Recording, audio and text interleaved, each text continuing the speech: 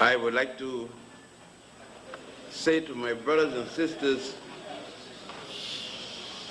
Dinestele, I give you an Ethiopian greeting from most of the cultures that occupy that land. When Brother Brath make reference to my wife, Gertrude, she was temporarily out of the room, so I think I will introduce you to her again. So, with the real Mrs. Benny, can please stand.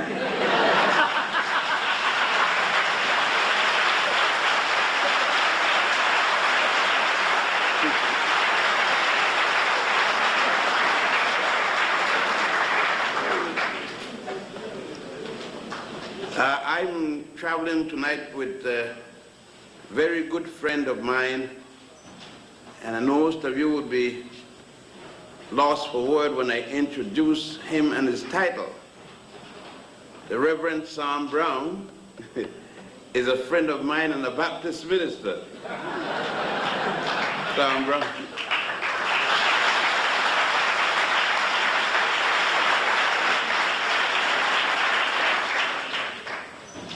He's doing his stuff in the vineyards of Queens, way out in Long Island. And you know, being a friend of mine, he's catching hell in the pulpit.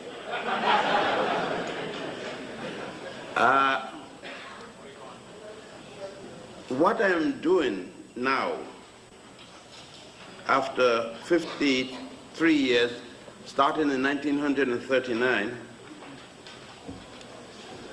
isn't accidental, and at the same time, I did not plan it this way. I was warned by my father that what I was doing as a youngster could only result in one of two things.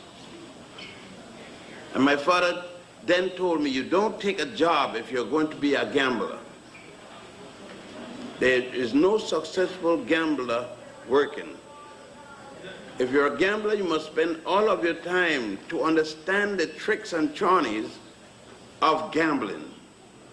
You can't waste time and working. Otherwise, you're fooling yourself. So when I started, didn't understand where I was going, I took a career of civil engineering. That hadn't given me what I was looking for in my inner self, and at the time I wasn't even conscious of it. I turned to anthropology, cultural anthropology. That still did not meet my need, and I went into Moorish history. None of these things satisfied my need, and then I went to my father's first profession, law. Neither of these things satisfied my inner need, but they gave me a preparation in order to fight what was to come way up the road. And so it is that I had a last qualification to make. And that was to decide whether I was going towards money or whether I was going towards a struggle. And probably at the time when I started, I probably was not too clear on which way I had to go. So like any other young man, there were times in my youth when I too saw the flashiness of a car and thought that it meant something other than transportation. Clothing and everything else. And I made quite a few mistakes in those days. But things start to gel when I realized there was a sharp distinction between going towards wealth and going towards a peace of mind. And quite early I make the decision that sometimes you have to take the route of the peace of mind, but the peace of mind did not necessarily mean the comfort of not paining. To have the peace of mind meant to go to jail, it meant to be spat at and on, it meant to be shot fired to you, your car attacked, your person, and family problems. But the peace of mind came that while you were in jail, you could sleep, unless they were purposely at the time harassing you physically. And I had all of those experiences. The ultimate and last point of this came in the entire month of August with the Egyptian experience I had, because the Egyptian government and many of its officials anticipated my mind, though my actions did not give away my mind. The Egyptian government summarized, or members within it summarized, that my total behavior from 1939 until 1991 was because of my commitment to my people, the Nubians. And that they felt that anyone dedicated so to their people will probably do anything in that effort to free their people. And so when it was that the struggle came for an Arab Egyptian trying to wrest from me that dream I had in placing Nubia again to the world by establishing this Nubian festival, which may have sounded good and playful, pleasurable, and everything like that, a holiday in the stars, so to speak, that they saw in this a totally different thing, which it was. They saw in this an attempt to bring to the world, and on the world scale internationally, the Nubian people highlights as those of Egypt. True, they were. But the charges against me for how this was to come about was totally erroneous, and the persons who plotted this, in conjunction with international bodies, were fighting against me at that point, not as Yosef ben Jochannan. I have been barred from countries before. I have been placed in jail by countries that have been escorted back to the airport by the head of state of St. Kitts, Bradshaw. So I had known all of these experiences and knew they would come from different sources for different reasons. But what was the primary reason that I had reached this point? So I never asked, why me? I never asked the question, and I will never ask the question, why not me? For what I was engaged in doing and will be continuing to do when I return to Egypt on the 19th of October cannot be stopped.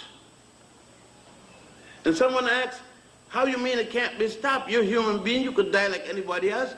Well, if I die, I will die either by a gun, a knife, or just calmly die in some black woman's hands. I mean, arms.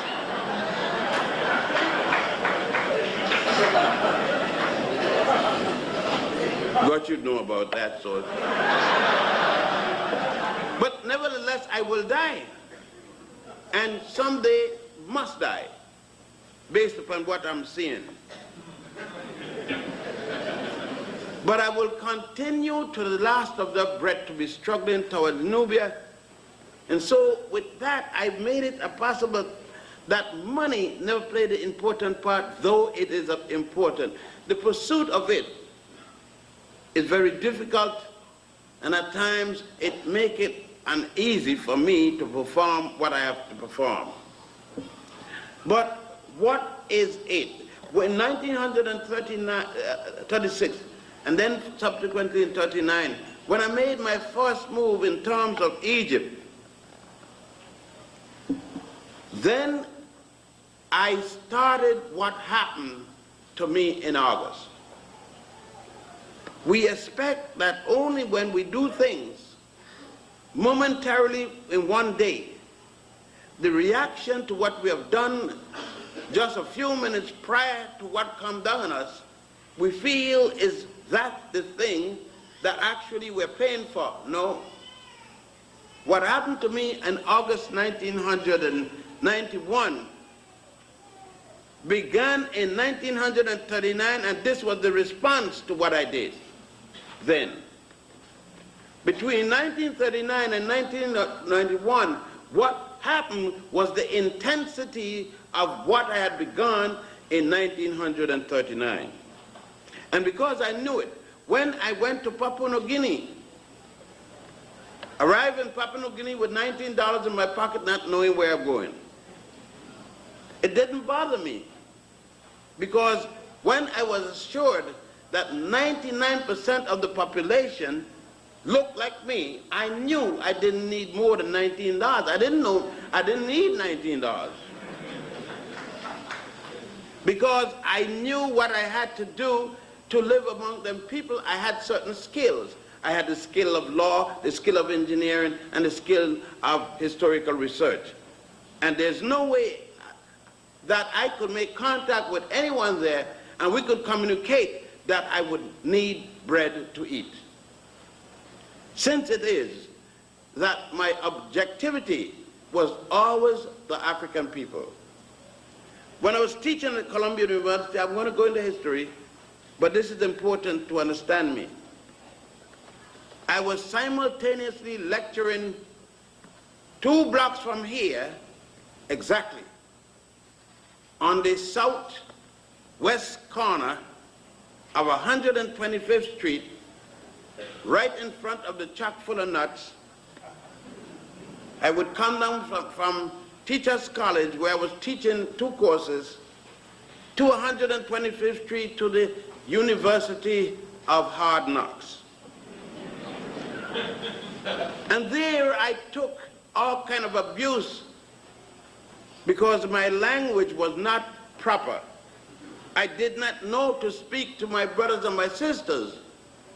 I too spoke with long syllabic words. I was the epitome of a British house slave. All my words were so properly spoken, and sometimes I had to trouble over my accent and the words to get to my people who had not heard a word I was saying, until I started to learn the word motherfucker.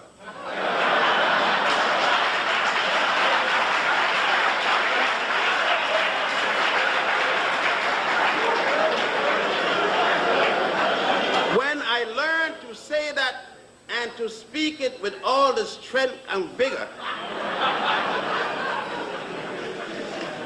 as against a gentleman who mates with his partner, I had no one to understand me. And then I learned something in the Christian church. I spoke the language of the people. Some of you can't stand it, of course, as the people, but for the first time I was able to communicate with all of my people, those in the big house and those on the plantation. Previous to that, I was communicating solely with the big house. And the big house could not hear me because what I had to say was not for the big house. What I had to say was for the audience here and the rest of the audience like you. I wanted to bring what I saw in Egypt to the average African man, woman, and child, because I know that what I had was a liberating device. I had seen my people sitting and praying for a wife, for a husband, sitting and praying for a fur coat or a Mercedes-Benz, sitting and praying for all kind of frivolous nonsense, carrying it to the door of the Lord and leaving it there on the doorstep, coming back 2 weeks later and there it still was on the doorstep. And I realized that the answer, though theosophy and religion has its value, it is not the way with it all. For I realized that the minister would be never, if going to the Lord in prayer was really the thing, hardly a minister would have been in the pulpit. I knew all that. I knew that what my people believed in was what Carter G. Woodson admonished us not to go in, because it resulted in what he said at that time, the miseducation of the Negro. Marcus Messiah Garvey, whose son is here with us, one of the two, was a man who I looked at with a reverence not less than my own biological father. And I remember in his teachings way down there when I grew up in the Virgin Islands and Puerto Rico, he asked the question, what is an education? For what purpose? He said, it's not necessarily what you take in. For more than often, you will have to let that same thing out. I'm paraphrasing, of course. And it had an impact on me. And what was the impact then? Was to have a knowledge, to know something, to see your people struggling for that knowledge, which is theirs, to see them being Pavlov eyes, like Pavlov dog, and not being able to recognize that we are going down the aisle. First thing was to make my people, to free them from the Adam and Eve syndrome, free them from the guilt feeling, guilt symptom of being responsible and something being diabolically wrong for having a child without a piece of paper from City Hall. Having them free from calling themselves such as black sheep of the family, when this should be the proud point of the black family, it was denigrating to the family. To speak of everything and be afraid of it, the blackness of the night, and there's more blackness than there is light.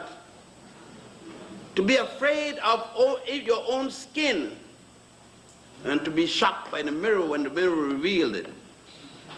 All these things I saw without coming out and speaking on the issue per se. It is at that time that I equally came to the United States and met with an older boy. You would not think that we were ever boys. I met with a fellow from Georgia, Little Bubba Clark, a little bit older than I am. And so when we meet any place, I always have to give him first consideration. But we met in the Schaumburg, and I see a lady sitting down right on my right-hand side, 1, 2, 3, 4, 5, 6, about 7 rows back, who was a mentor. And we don't speak about mentors, but the mentors have the point in helping to mold us. And I was partly molded by this woman, Miss Hudson, sitting right there. Will you stand up, Miss Hudson? Take a bow, take a bow. No, take a bow, you gotta take a bow. Take a bow.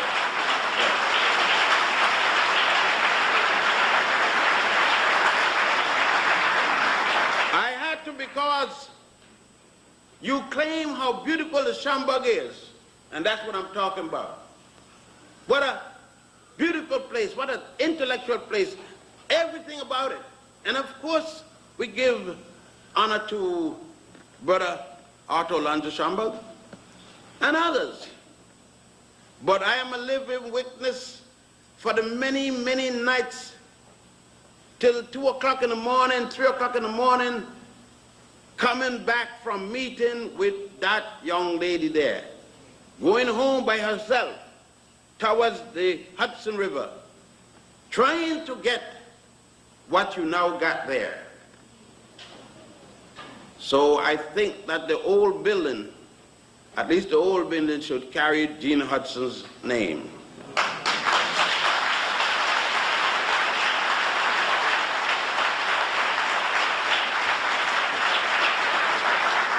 And let me go into what it is that was so revealing and changing in me as a young man and subsequently now as an approaching old man.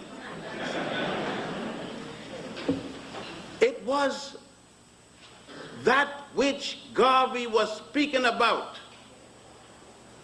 I had discovered. It was no longer theory when he said the tricolors of Africa, which you don't even use no more. You talk about liberation flag. Garvey never spoke anything about no liberation flag. It was the red, black, and green trimmed in gold. And when I went in the tombs and temples of Egypt and saw the red, black, and green, 5,000 years before Jesus, when I went there in tombs and saw red, white, and blue, also another symbol in ancient Egypt. Having seen these also in Sudan and Ethiopia, I'm going up, back up country, up south. I then was shocked.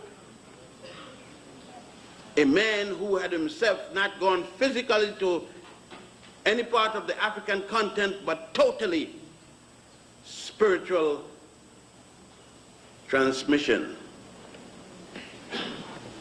It is then that when I got in the tomb of Setaiwan, at the temple of Setaiwan, at a place called Abydos, and realized that our people had been using this place as a holy land. There was no God by the name of Jehovah yet when our people were using it as a holy land. Therefore, of course, there was no Abraham yet, and there was no Moses to lead anyone from any place yet. There was no Jerusalem. And of course, Jesus didn't exist. Not on the tongue of anyone. No one knew the name. And it was the Holy Land of my people. And there was no Bethlehem. No Allah existed. And therefore no Muhammad ibn Abdullah. And therefore no Mecca. Not even Medina. And then I further started to think beyond doing just the research.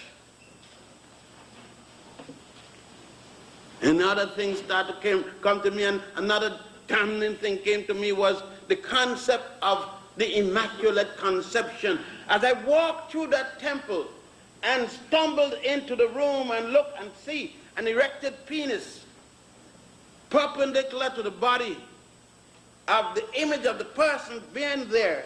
And by that time, knowing to read enough to understand what was going on in this, I noticed it was the resurrection And I thought for the longest while when I heard that the resurrection of Jesus was a spiritual resurrection. It has nothing to do with something physical. But here was Osiris with both a spiritual and a physical resurrection. And the symbol of resurrection was the penis of a man that the ancient Africans were not afraid to use their sexual organ symbolically to express point.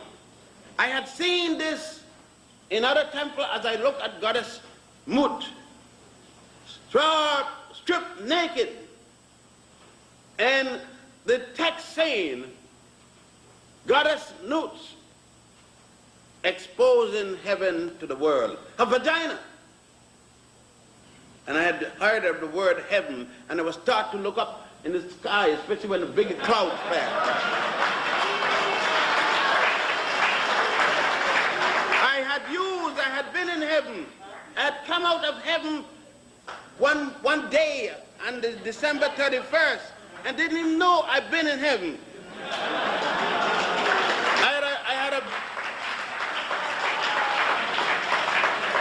Because everybody was telling me, it's not there.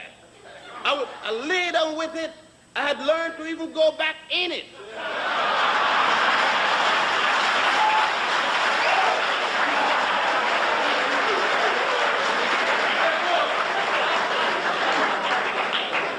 And I was ashamed to know that millions of brothers couldn't recognize heaven, and that's why they were beating it with clubs, kicking heaven full of new birth. Couldn't even recognize heaven. And I'd even call the products of heaven bastard, illegitimate, and so forth.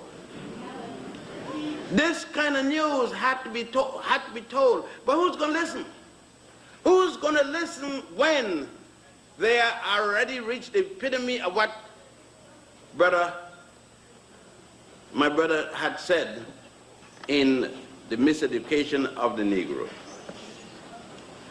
Further, as I examine the whole basis for our living, understanding the concept of spirituality, understanding for the first time that our people bring to the world the concept of a soul, but not only a soul, the concept of the law of balance, the law of opposites. That law was fundamental and never once could be upset.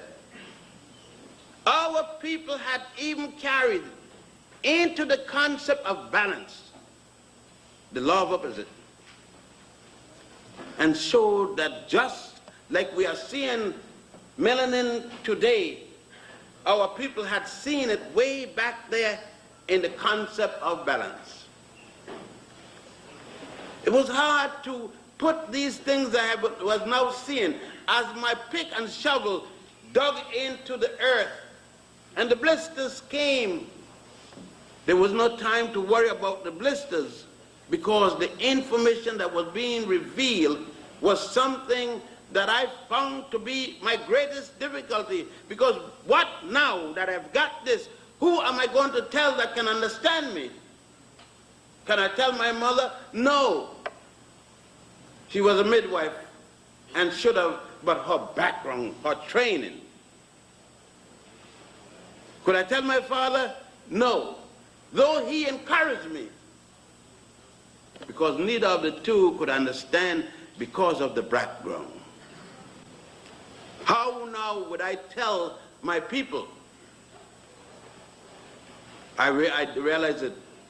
When I went to the street in Harlem, it was not the first time, because in Puerto Rico, I had gone to the street with Don Albizu Campo.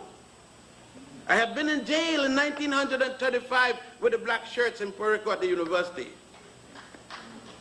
I had gone to the street to tell people whatever way, because I was not interested in the title intellectual. Today, when people condemn me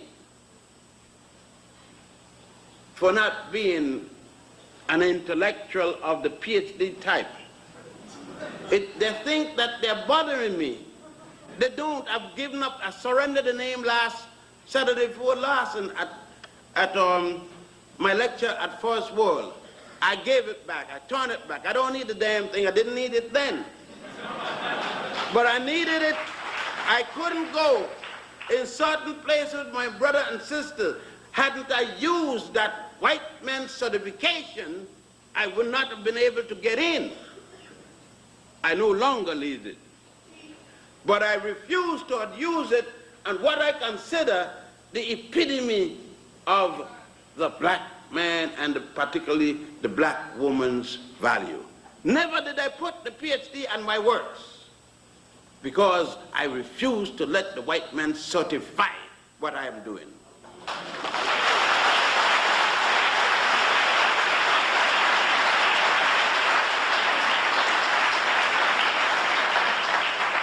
And thus I understand what Brother Chancellor evaded him. I understood because I've been there and I understand the browning of my people or the lightning of my people. I could look at my mother and see it. And I realized that I can't blame my people for their browning.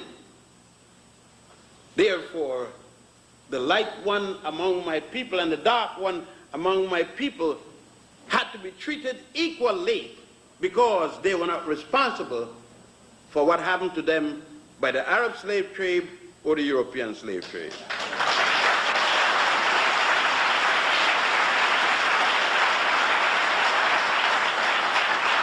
It is that, because of that, I was able to understand the invasion of the first part of Africa, and that is the northeast section of Africa, now called by some the Middle East. I understood what happened as the Hyksos, the first foreign people to come in our land, came in to plunder, no different than the current foreigners in the same land plundering today. I understood it. You know, to work and just put dates and events and figures, and they say research, without understanding, without feeling, without seeing. You can do that very easily. You could do that easily and go put down the pen in the afternoon or the typewriter, go down the corner, take a shot of anything, higher, lower, in betweener, or anything like that, and don't take a plane to Haiti and say, I had a beautiful time in squalor, take a plane to Georgia or something and have a beautiful time and come back mesmerized with alcohol in the plane, flying higher than the plane. You can do that if you do the research, but the research means nothing to you personally. It is thus that when I went in the tomb of Ramesses VI in particular, and looked at the black woman up in the ceiling, I could turn my mind to New York, to St. Croix, Puerto Rico, and say, it can't be the same woman, because this woman is over the head of Ramesses VI. She is shown naked, back to back. I thought of the Caribbean Calypso song, back to back. You know what it is. And I'm saying, is the picture of the black woman up there with the stars and the moon on her body? The brother put it up there. Black men, artists, put her as heaven. But black men in Harlem on 125th Street had his foot in black women behind and their guts. Is it the same black man that put it in there? What had happened to us in the transition between the Nile Valley, the slave ships, the crossing of the ocean, and our sojourn in the Caribbean, and then after the Caribbean, coming up here in 16, 19 or 20 in Jamestown, Virginia. What else was to be learned was all of these concepts of the back and the cart, the spirituality. To understand that our people, call them Egyptians, Nubians, Meroites, any name you want to call them, even nigger if it feels you better, because your sons and daughters just calling everybody nigger in the subway and every place. That too had to have to be put in context. It could not be that the Hyksos did this, and then come the Assyrians and we kicked them out with Ashab and Apinal. And then came back, after that, came the Persians, and we kicked them out in 525. And then they come for the first time, the European. By now the Europeans came out the cave. We should have left them there to freeze.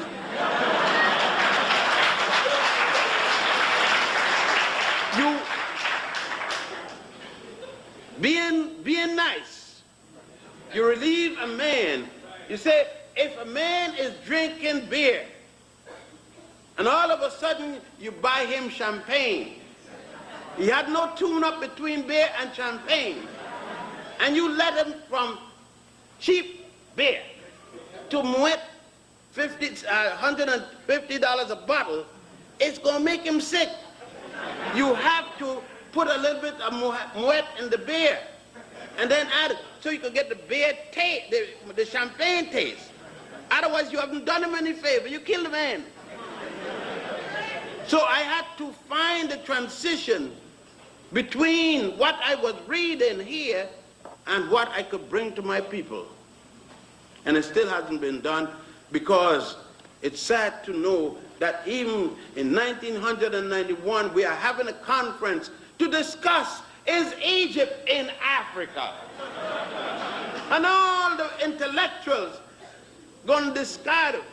And then they're going to have the black authority of Egyptology, Barnell from Cornell University, a man I couldn't keep from out of my classroom, pimping on everything I was teaching. But this is it, because what it means, it meant that the sunlight, just the mere sunlight, the recording of that sunlight, which our people had used and found out that they could record the hours and establish the hours of day, establish the value of a week and a month and etc., that our people had found the way to live, even if, in fact, simultaneously or not, there were a people called Caucasian and even Semites, Termites too. Even if there were such an incident, that it was our people, whether or not bestowed by the power of the deity, she and he. I got to repeat that one, because when you say God may he she, or God may she he, because I stopped saying God he long ago, because I went to the labor room. As a matter of fact, in my living room, I saw my first child born. And I'm not going to say God he no more.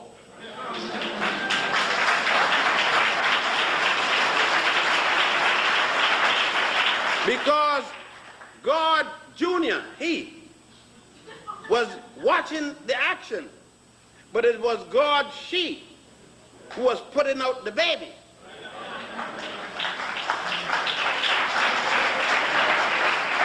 And I had seen it in Egypt. I had seen it with Goddess Hathor. I had seen it with Goddess Nut and Mut. I had seen it as the Immaculate Conception came forward. I had seen it with the opposite, the struggle, the concept of the struggle of man, with Osiris being killed by his brother Set Typhon, and the revenge of that by his son Horus. And the result of struggling for justice, though just and fighting on the side of the deity let Horus lose his left eye. That even I had seen the concept of justice against an eye for an eye and a tooth for a tooth that the Jews had copied. I can get endorsed as another anti-Semite.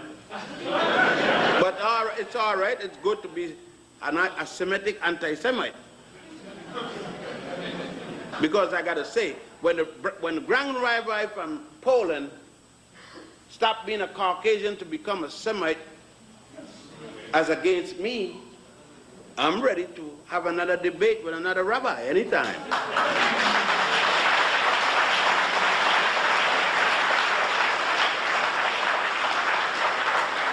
What it means then, and Brother Lambert, give me the site when it's time, because I'm thinking about time now. What it means was to bring the people on the site. It was not enough to come to 125th Street and speak about it, because people couldn't conceive of this. How can you conceive of a black woman who had gone through the Immaculate Conception process, giving birth to her child, a virgin-born child, with Michelangelo's cousin in your living room or your bedroom or your child?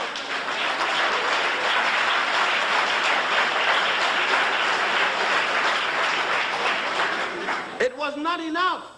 I could not penetrate that image. I was fighting against every media that you could think of. And one little voice on 125th Street.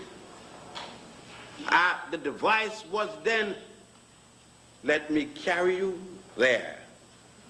First I felt at that time that the black, quote-unquote, intellectual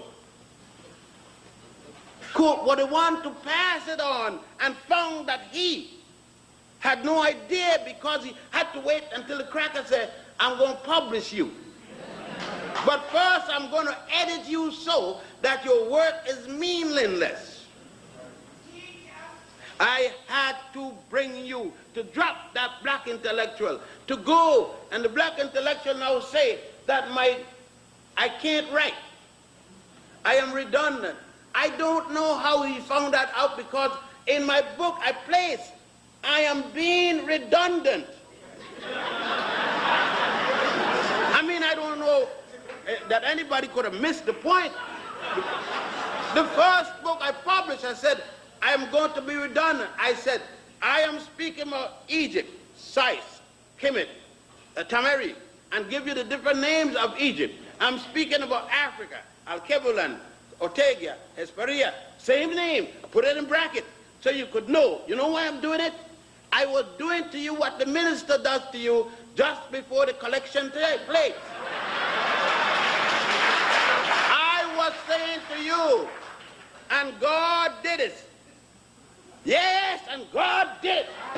Yes, God did it. You see, that's what I was doing to you. I was driving it into your head so that you can't forget it. So when I put the word and put it 50 different ways in one sentence, people say, but I can't read the book easy. I can't. I got to take a time when I read a page. I got to go back. I want you to go back to read the damn thing.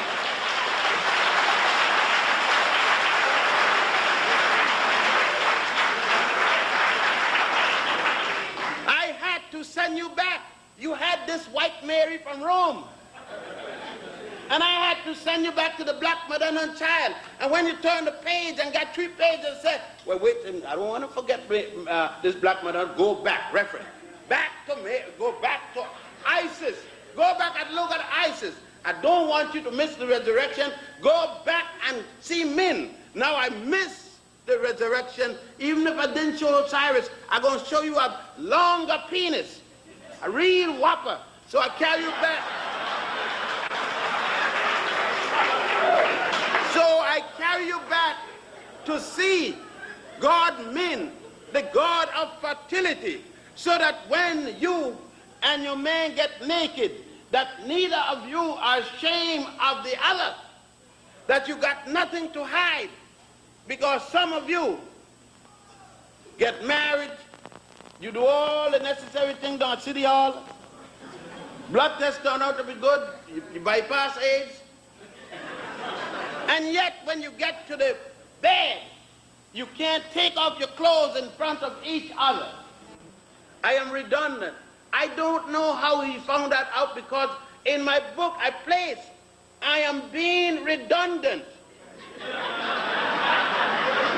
I mean, I don't know that anybody could have missed the point. The first book I published, I said, I am going to be redundant. I said, I am speaking about Egypt, Sais, Kemet, Tamari, and give you the different names of Egypt. I'm speaking about Africa, Al-Kebulan, Ortega, Hesperia, same name, put it in bracket so you could know. You know why I'm doing it?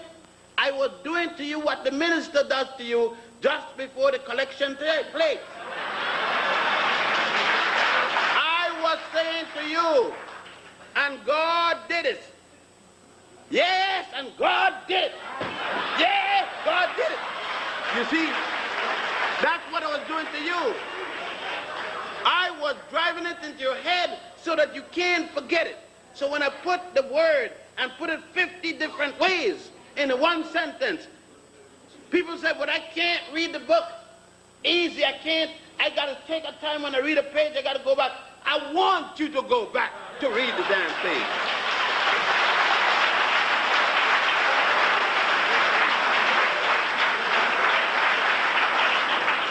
I had to send you back.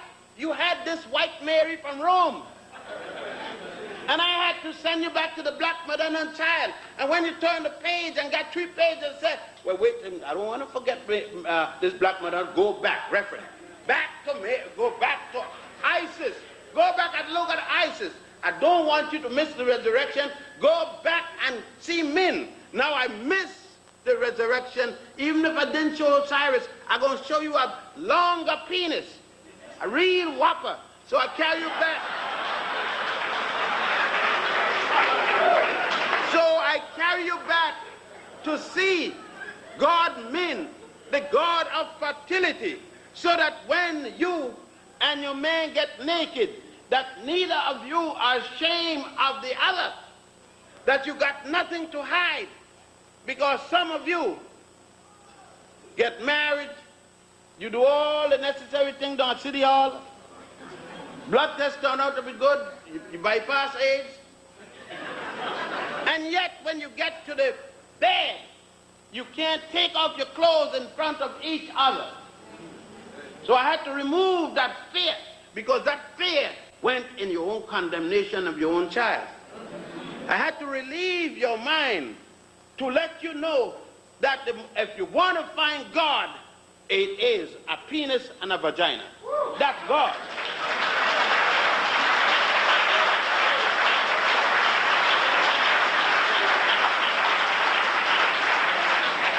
If you think I'm wrong, try to get you a child without it. Try to make a baby with mud and blow some snot. And then try to make it with a penis and a vagina. I congratulate you for the result. That's it. That's the difference in what I was doing. So when I read Pepe II in the book of Coming Forth by Day and by Night, that heaven is between the legs of a woman, I had to change that slightly. I had to say heaven is between the legs of a black woman.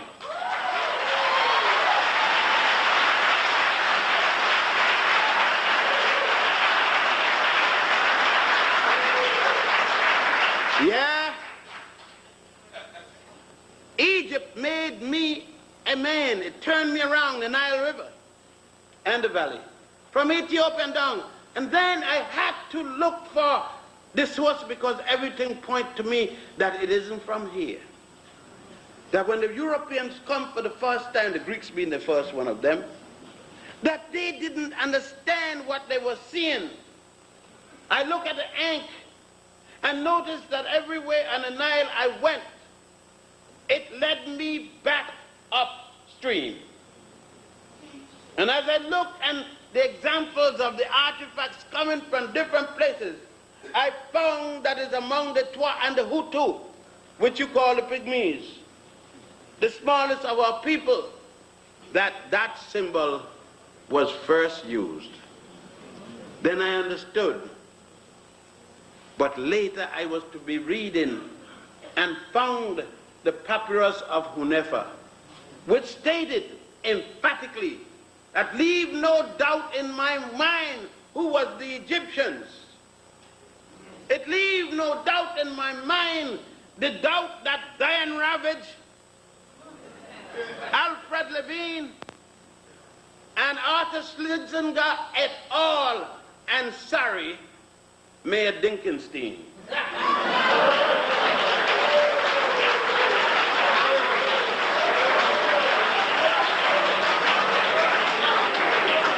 Could not understand. You see what it says? Hunefa is writing, we came from the beginning of the Nile, where God happy dwells, at the foothills of the mountain of the moon.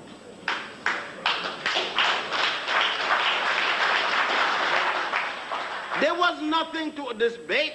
I don't need Herodotus to tell me what Hunefa was saying. Hunefa was quite specific. He was speaking about his fellow Egyptian, his fellow priests, that we had come from the beginning of the Nile. So all I had to do is use my engineering skill now and go to the map and find the beginning of the Nile. I didn't need Burton to lie and say he found the source of the Nile. Hunefa had already told me what the source of the Nile is. And when I looked at the source, I found it was not only one source, there were three sources.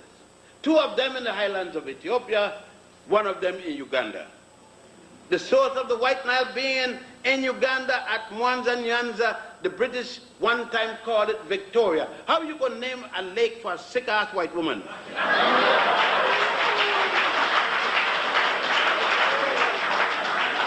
If you had put Victoria in the lake, it would have contaminated all the water.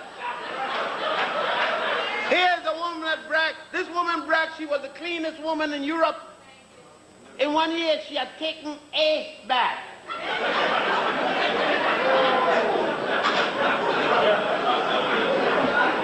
The source of the Blue Nile being Lake Tana and the Atbara River. Those were the sources of the Nile. So Hunefa had already told me that the Egyptians were Central East Africans. So I wasn't surprised that there would be a Diane Ravage to fight me about it, because Diane Ravage wants to come from Poland, and that's not the source of the beginning of the Nile. She wants to come from Poland and Russia and France and England and wherever else to Egypt and lie. Lie like the rabbis lie, the black ones do, and say to me that they had something to do with the building of the pyramid. Ed Koch went there and lied the same way. Begin went there and lied the same way. They picked the largest of the pyramids to lie on. Adam and Eve wasn't in the picture when the pyramids were built, especially those at Giza, the largest one. They were built in the 4th and 6th dynasty. The first Jew, Abraham, was not born until the 13th dynasty. How are you going to build a pyramid for Abraham?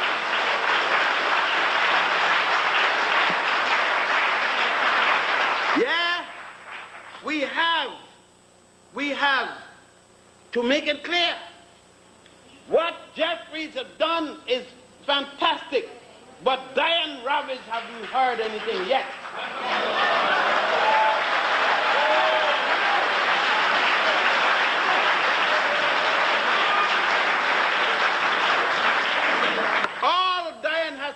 10 more years, and her degree in humanities and social science will be debunked. She too will have to go back to school. That's what she's afraid of. That's what she's afraid of. Because we're going to have to talk about the illicit part of history, the distortion and plagiarization in the Bible that created a Moses when there were none. Diane is afraid that no longer her lie about Adam and Eve is going to be valid. She's afraid that the records will show everywhere there was no Joseph and Potiphar. There's no record of a Potiphar prime minister anywhere in Egypt. She's afraid that she's going to have to give back the 10 Commandments and she would not be chosen anymore.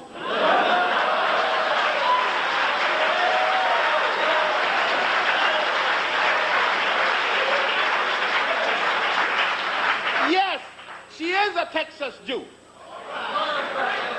She's a Jew. She was born in Texas. She's a Texas Jew.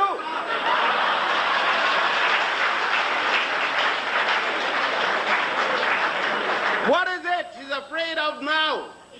What is it that she's teaching at Columbia University? Isn't she teaching what I'm teaching? Is she teaching there that the Jews built the pyramids when in fact there were no Jews? The first pyramid was built in the 3rd dynasty. It is. And the last pyramid was built in the 12th dynasty. What is important, I'm saying, is not that you know that it happened. You must be able to correlate it with what's going on right now.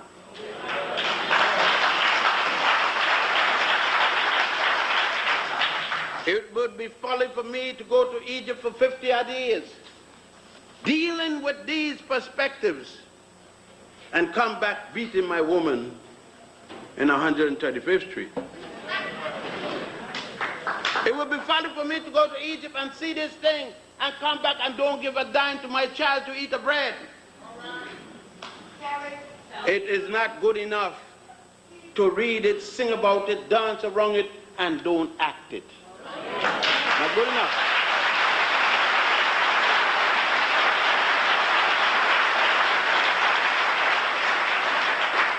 Yes, what we were talking, you see, I didn't have to go step by step, because what I've spoken of, unless by reference, I will not be speaking about Greece or Rome.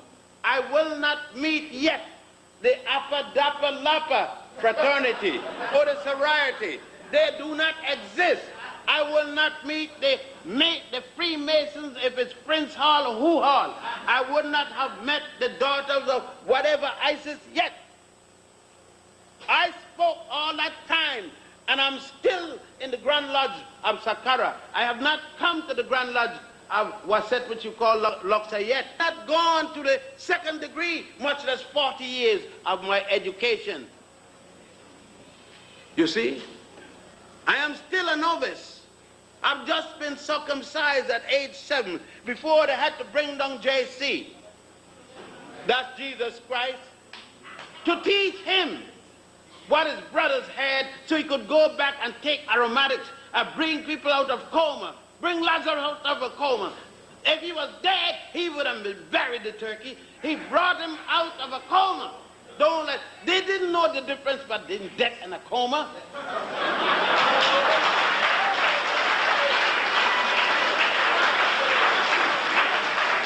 And in his home, Jesus had to come home among his people when Mama had run and bring him first to hide.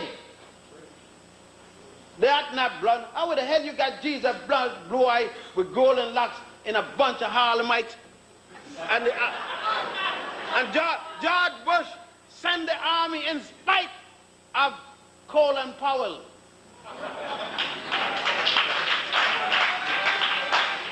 Sent to find this blonde baby in the midst of the Harlemites and can't find him. Somebody needed glasses, or Jesus was a chameleon. He turned when he wanted. No. And he didn't even finish the course. It's 40 years years of study. And he didn't make 30, he just barely made 33. Had some more work to do. Daddy said, come home, boy. Come home, you ain't touched no sister yet. You ain't helping the population. Come home. Didn't you see those pictures that Ben is looking at? Didn't you see Goddess Nut, how sweet that sister looked? Didn't you see heaven glowing in front of your face, boy? 33 years, boy. You're at the wedding and you ain't doing nothing yet. Daddy said, come home, come home. You got to understand what they say in the wall. Come home, yes, come home. Come home to the motherland. Come home to Egypt. Come to the Nile. I stood in the Nile. I didn't. John Clark, Bubba Clark was taking care of everywhere else over there in the West Coast. And here, he was taking care of the Mississippi, the Missouri, the Niger, because there's so much to take care on the Nile. When you're on the Nile working, you're talking about 82 pyramids in Egypt and 37 in Sudan. When you're on the Nile, you're talking about going into the temple to find the engineering solutions that man made, even the Nile meter, to be able to stay 3,000 miles from Ethiopia and tell when the lake went up 1 inch without guessing and calling and hocus pocus by scientific instruments that was the state of the art of its time. You are talking about being where mathematics was first used. When I carry you to the Holy of Holies in Karnak Temple, Karnak, the proper name is Warit, and show you how man started to count with 1 all the way up to million. They said the African, they have the 0. How we wrote 1 million then? How we wrote 1 million?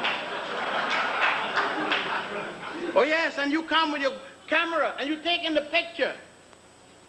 Yeah, then we had been there in Saqqara, and we have already dealt with putting 2 foreign metals together, putting gold and silver and blending it to make the capstone for the pyramids as well as the obelisk.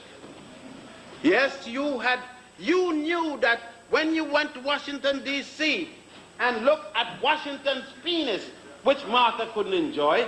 I don't know why he put it there. It was useless.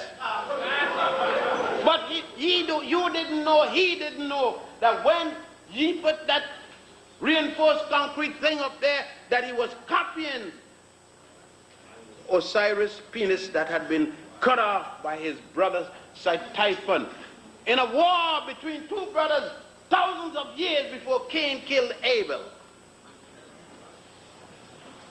You see why Diane is mad? Because the lies by Jewish rabbis and teachers will have to come out in the curriculum of inclusion. The question is, are the brothers and sisters working in the curriculum of inclusion going to say that the Cain and Abel being the first murder is nothing but a lie, and put the true story where it came from? That's going to be the test. What is going in to the curriculum of inclusion?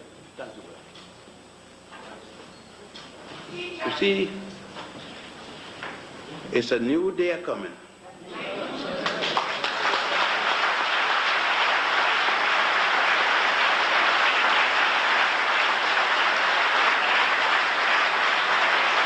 You see, when the old folks said a new day coming, fairly well, fairly well. Oh yeah. You see, you think that they were just jumping, so you stop singing. A new day coming very well, because that was too black, too African. So you had to come with a spiritual. No, that'd have been good. But you drop the spiritual as you reach the front door. and you turn it into the gospel that said, oh Lord, I ain't got no problem, that's a goddamn lie.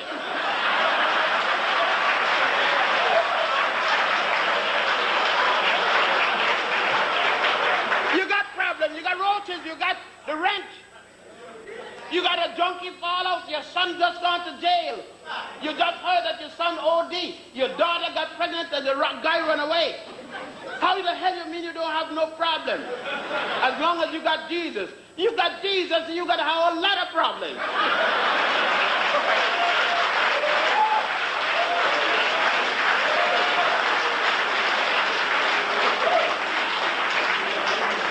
No, let's deal it. Let's deal with the reality. Look at Jesus in the spiritual sense. If you believe in me and on me, and you can't walk, I'll make you walk. You don't need a reverend, I could do it. But the reverend specializes in it. But hold on me and believe on me, and I'll make you walk. Not only Jesus, he went the same place to learn it where I went to learn it. He went home. That's why he spent them 20 years home, on the Nile and the Grand Lodge at the master teachers.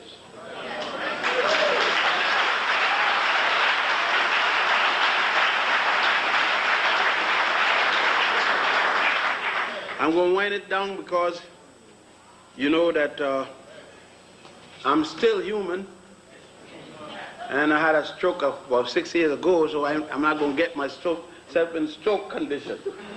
But it get good. The old-time religion, when it get to you, right, Reverend Brown? I got Reverend Brown.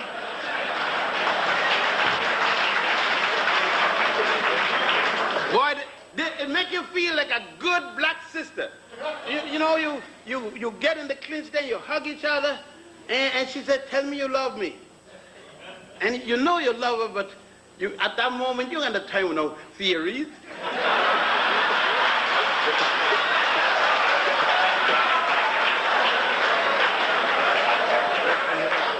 Heaven is boiling up and all that good feeling. You know when that black sister kiss you, man, I tell you, Diane Ravage and all of them, and Bob Grant think that I'm ugly. They call me Jungle Bunny and all kind of things. They don't know. Ask a black sister what a nice, sweet, thick lips could do to your soul.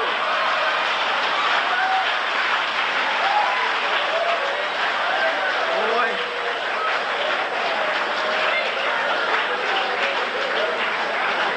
Yeah, boy, when one of them lips hit you, the suction from those lips.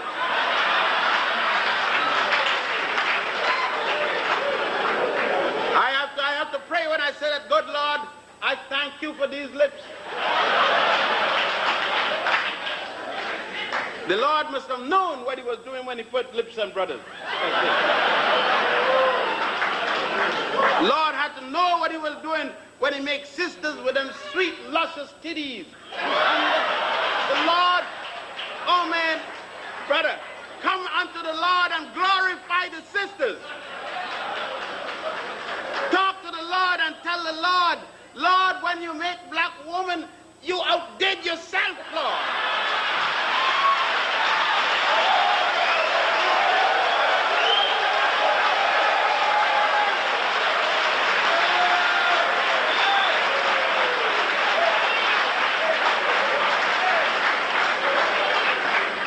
Yeah, that's why I went down there in Egypt land.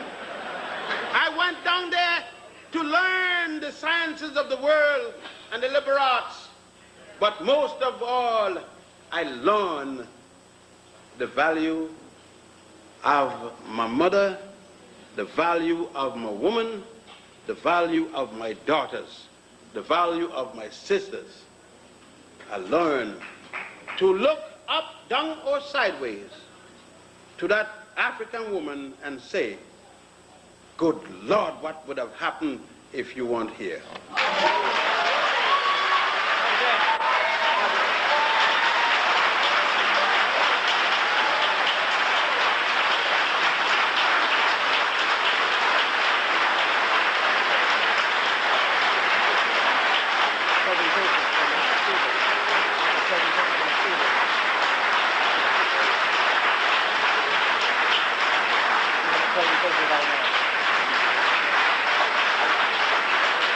Dr. Yosef and Jochannan.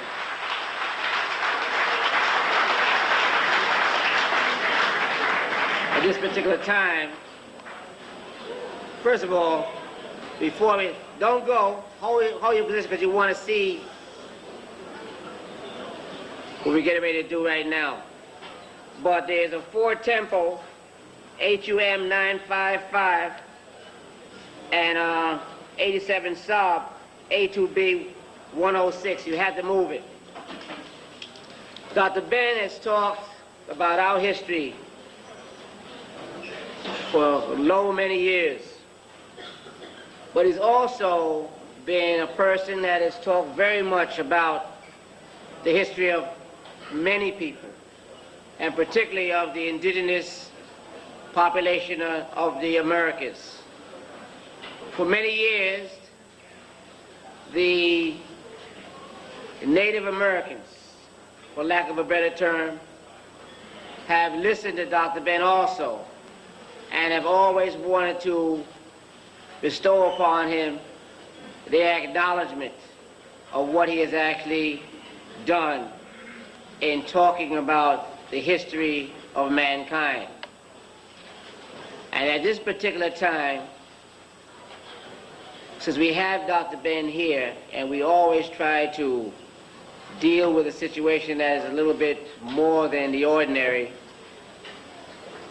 Sister Asiba Tubahachi told me that for some time they had been trying to do something for Dr. Ben. And at this particular time, Sister Asiba, who is from the Matinacock people of Long Island, what is called Long Island, will present Dr. Ben with a ceremonial blanket, or a blanket. And she will tell you about, the character, the history, and the measure of this particular bestowment. Will you please welcome Sister Asiba Tubahachi.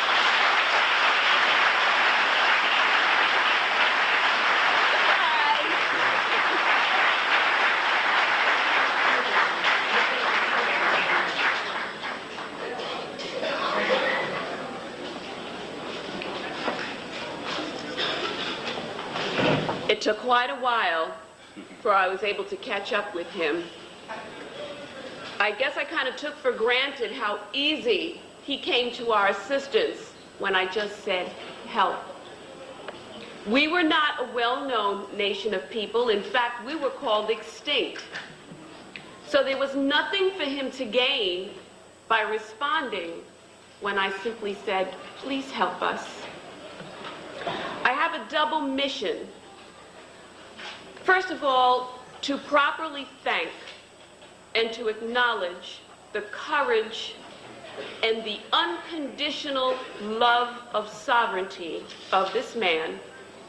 The second mission is to leave testimony with you on the tapes wherever, to all those who may hear that African men who assert sovereignty and liberation are obsessed with only themselves, and that the struggle is one-sided, and that say that African people can do no wrong, because that's not what happened. And I'm talking 14 years ago. A lot of anti-talk has been going around, anti-Semitism, anti-white, anti-American, all that stuff. I think you have to kind of understand a little background before you understand this thank you completely.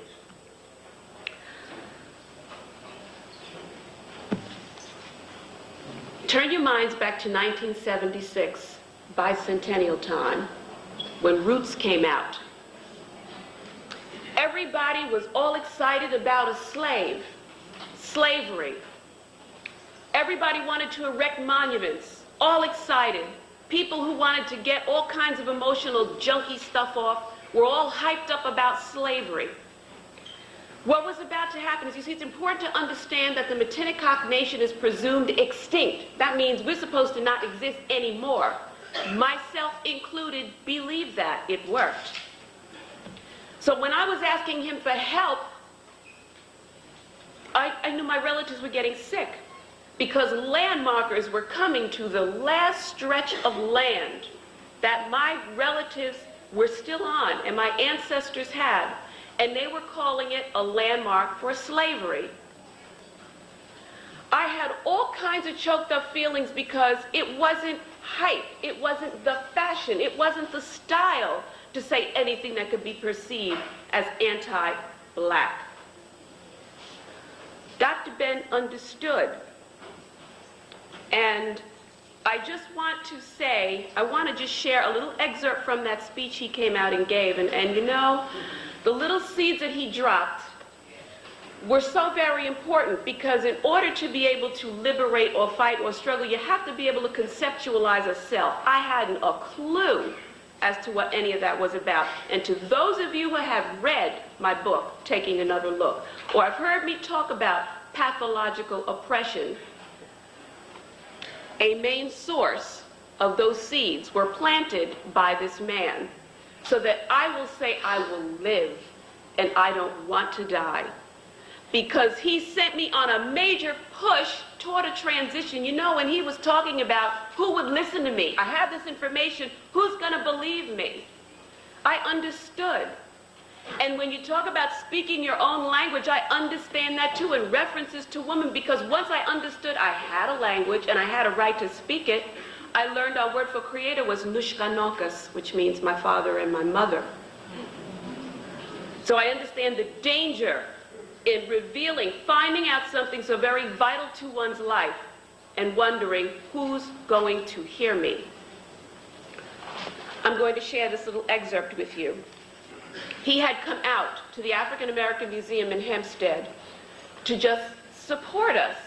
We didn't really quite understand what we were, well, I'll say I will speak for myself because my elders understood it, who lived on that piece of land. See, and I didn't want to talk to you too much at first when we came in and I saw you, because I was going to tell and share it with everybody. The elders that he met who were having heart attacks and strokes from being misrepresented remembered him. And the words he came and shared, I didn't know how to properly greet him. I didn't understand I was an Algonquian woman. I didn't understand any of it. So 14 years later, here I am to properly present you with this blanket and a proper thank you. He said, if I say that I am surprised at what's going on, it would not be an understatement, it would be a lie. Something happened in the history of this land, and it happened in all the other lands in this part of the hemisphere. The unfortunate thing about it is that the people of African origin, who were brought over here like cattle, had to be a party to the genocide committed against a people. What's more important is that this genocide persists. Those from Africa, not understanding their own African background and the genocide committed against them, continue to participate in the genocide of their hosts. Let me be more explicit about it. Not too long ago, and it is coming soon, every February, when African people are given a week, and now I understand we're extended a month, of history acknowledgement, many of us speak proudly of the Buffalo Soldiers. It is one of the moments when I atone for the wrong deeds of black people. If we ever have things to atone for, this is one. The Buffalo Soldiers. I feel about the Buffalo Soldiers as I feel about Crispus Attucks. They ain't worth a damn thing. As a matter of fact, the Buffalo Soldiers was responsible to the extent of the European for the extermination of thousands of indigenous people. Now listen to this particular excerpt, is very important. I don't use the term Indian because they're in India. When I came to him for help, I said, Dr. Ben, my relatives were Indians. He said 5 words that I will never forget till the day I die to me. That's their word for you.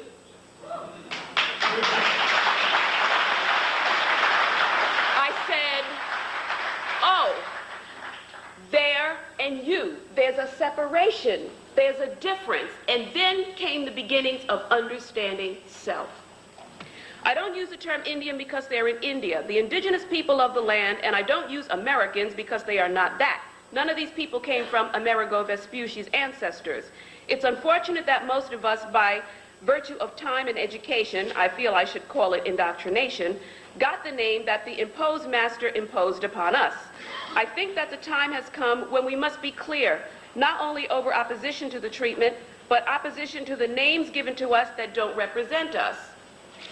He concluded this, it's a life-saving presentation he gave and source of hope for so many of us.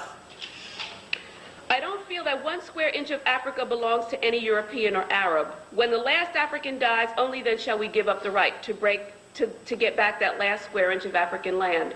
And the last indigenous person has not yet died on this continent, in Canada or South America. And they cannot rest until the last piece of the last square inch of land or the last body and last breath of their people has been blown. Well, I mean, it took quite a mental turnaround. You talk about not being able to believe, to tell some of my people, we're not dead. Now that sounds difficult to conceive, but when people can stand along a graveside that the daughters of the American Revolution and the Christian clergy are proclaiming, here rests the last of the Matinicas, and the relatives are standing around the grave, appreciative. You're talking some deep pathology. That began my search inward. And as I began to discover that it was all right to be an Algonquian woman and not have to apologize no matter who was creating the violation, I have this undying gratitude, this undying feeling of life being saved and encouragement to go on, to know that I did the right thing when I had a son. He was at my son's naming ceremony, and I talk about this often to everyone. I gave out English translations to that naming ceremony so that people from my job and other places could understand. He said he didn't need it. He could follow what the medicine man was doing by virtue of the interaction. He didn't speak the, he didn't have to be he did not have to be an expert in the history of Algonquian people. What is he? He is a traditional man. You know, when Mr. Harris talked about honorable people or anybody who stands in the way of the progression of Africa, I understand, to me, those traditional people fight for sovereignty and life for everyone unconditionally. That means that even if he sees something going wrong, such as a slave landmark going where it doesn't belong, he says so unapologetically, unafraid, and does not care what anybody, because the core, and I understand, when you see the source of truth, it hits you and it cannot leave and nobody can ever change it. And with that,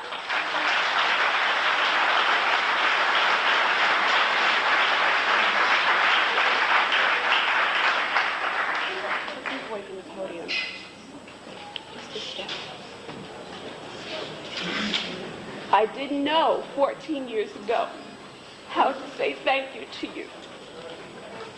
But I present you this blanket.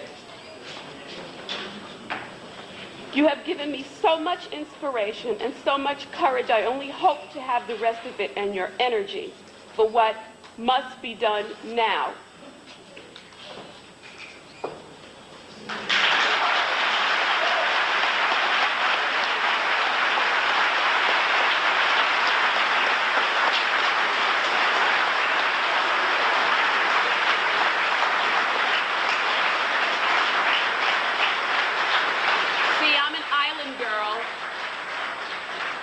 And those of us from other islands, indigenous to other islands, know that shells are big, big things with us, better than diamonds. I have in this collection here that I have packed up for Dr. Ben some newspaper articles. He didn't even have to understand what they were saying about us. He didn't have to know any of it. He knew exactly what was happening. But I got a gathering of those things for you. I got a gathering of photographs of my elders who are dead now, who have not had the chance and opportunity to thank you. And some other things in here for you, including the picture of the relative who made this. And I want you to have this.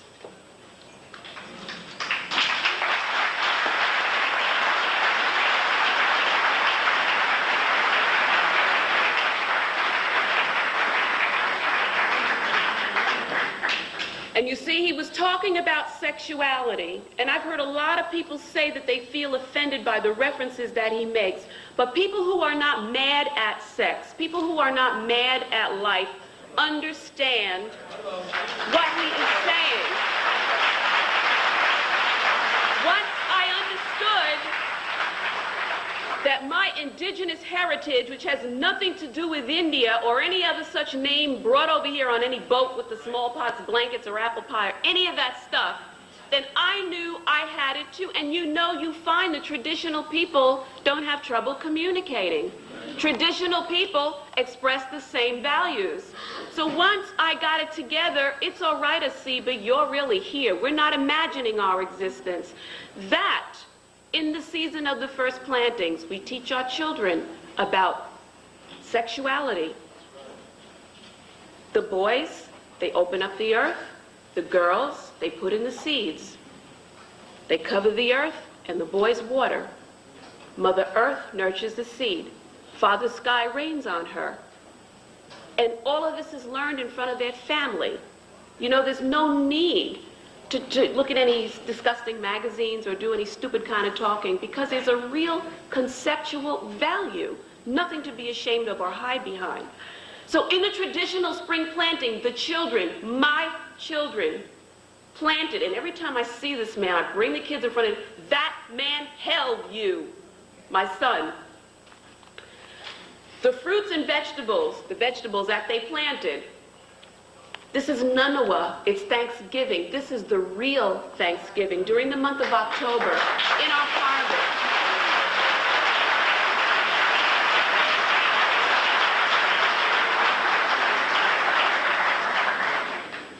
The children see that if they plant seeds, good seeds, they will have harvest. So many lessons are told around that. This is from their garden that they planted like traditional Algonquian children, and we gather for the harvest in the season of Thanksgiving. Wanitakwunk, that is a greeting for the fall. It is Nanawa. This is for you. The children have preserved some peppers and things in here. We have the squash and some sprigs of sassafras from Shinnecock for you to have as some tea for you and your wonderful wife.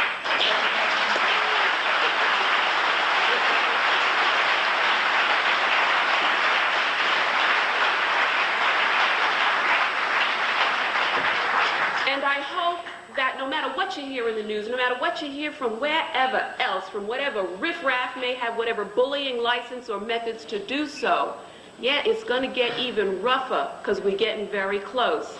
But I never felt more right about taking my children out of school altogether. I'm teaching them myself at home. But you know what that means too? I bring them to listen. I have sources of information from this man and from Dr. Jeffries and from people who write Latino papers, everything. That's where they're getting their education from. And also to know that they are okay and that they are really here. Their identity is not imagined, it is real, and they are good.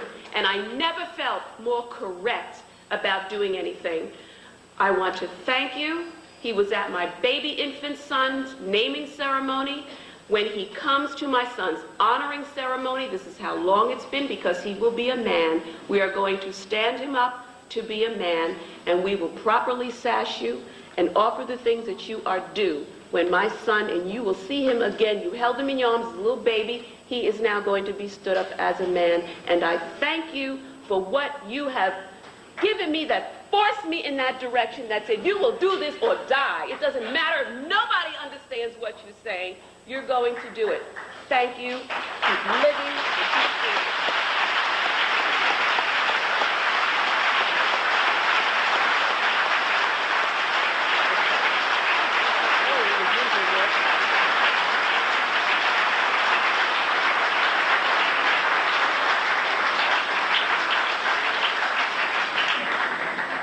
I had the distinct privilege of sitting in Long Island. I don't recall that area, what they call it, but at the long table, when all the heads of the indigenous people, state of the indigenous people, the nations came for that grand meeting one Sunday afternoon, Saturday and Sunday.